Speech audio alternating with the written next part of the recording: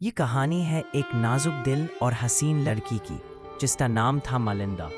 ایک سادہ سے گھر میں آنکھ کھولی جہاں خواب تو تھے مگر خواب پورے کرنے کا کوئی وسیلہ نہ تھا۔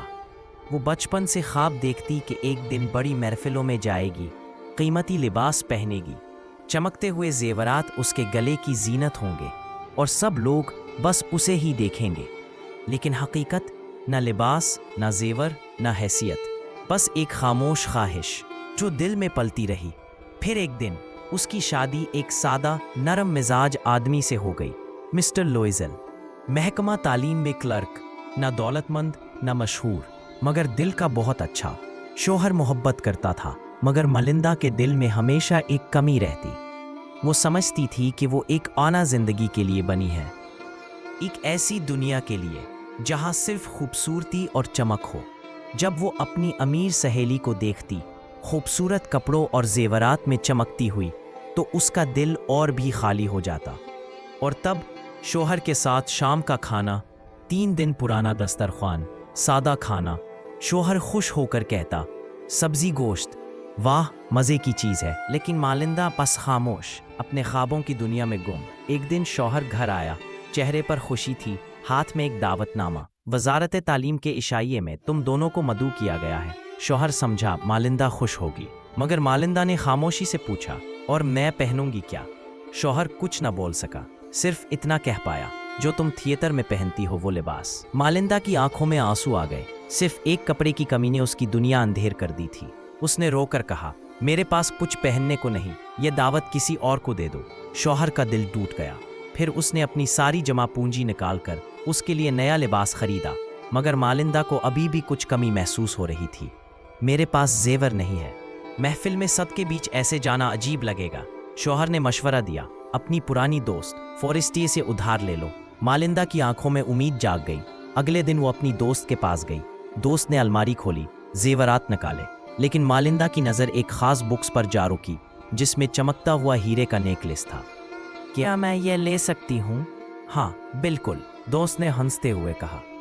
دعوت کی رات آئی۔ مالندا خوبصورت لباس، چمکتا ہار، ریشمی دستانے پہنے گاڑی سے اتری اور محفل جیسے تھم گئی۔ سب نگاہیں اس پر، سب تعریفیں، سب نظریں، سب دھیان بس اس پر تھا۔ اس رات وہ شہزادی لگ رہی تھی۔ کاش یہ لمحہ کبھی ختم نہ ہوتا۔ دعوت ختم ہوئی، وہ گھر واپس آئی، ٹکی ہوئی مگر خوش۔ مگر جیسے ہی آئینے کے سامنے پہنچی، نیکلس غائب تھا۔ دونوں میاں بیوی نے سارا گھر چھان مارا، کوئی کونا نہ چھوڑا۔ پولیس تک رپورٹ درج کروائی مگر ہار نہ ملا۔ اب صرف ایک ہی راستہ بچا تھا، نیا نیکلس خریدنا۔ 40,000 فرانک کا قرض، اور وہ قرض دونوں میاں بیوی شہر کے مہنگے ترین زیورات کی دکانوں پر گئے، ایک دکان سے دوسری دکان، ایک شوکیس سے دوسرا، لیکن ان کی نظریں صرف ایک چیز پر جا کر ٹھہر گئیں، ایک حسین ہیرے کا سیٹ۔ نرم روشنیوں میں چمکتا وہ سیٹ بالکل ویسا ہی لگ رہا تھا جیسا مالندا نے کھویا تھا۔ قیمت سن کر ان کے چہروں پر ہوائیاں اڑ گئیں، لیکن وقت نے اب ان کے پاس کوئی اور راستہ نہیں چھوڑا تھا۔ بالآخر بڑی مشکلوں سے جمع کی گئی رقم اور ادھار لے کر انہوں نے وہ نیا سیٹ خرید لیا، ادھار کا بوجھ لیے لیکن سکون کی سانس لیتے ہوئے۔ اتارنے کے لیے آغاز ہوا ایک نئی زندگی کا، محنت، مشقت، قربانی۔ مالندا جو کبھی نازک دل لڑکی تھی اب کام والی بن گئی تھی، کپڑے دھونا، برتن مانجنا، پانی بھرنا، اور شوہر ہر روز نوکری کے بعد اضافی کام کرتا۔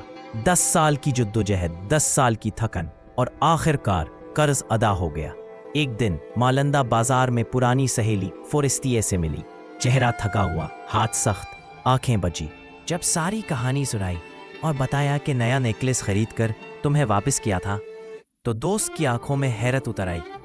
اوہ مالندا، وہ ہار تو نکلی تھا، بس 5 فرانک کا، ایک لمحے کی غفلت، ایک خواب کی قیمت اور 10 سال کی قربانی، صرف ایک نکلی ہار کے لیے۔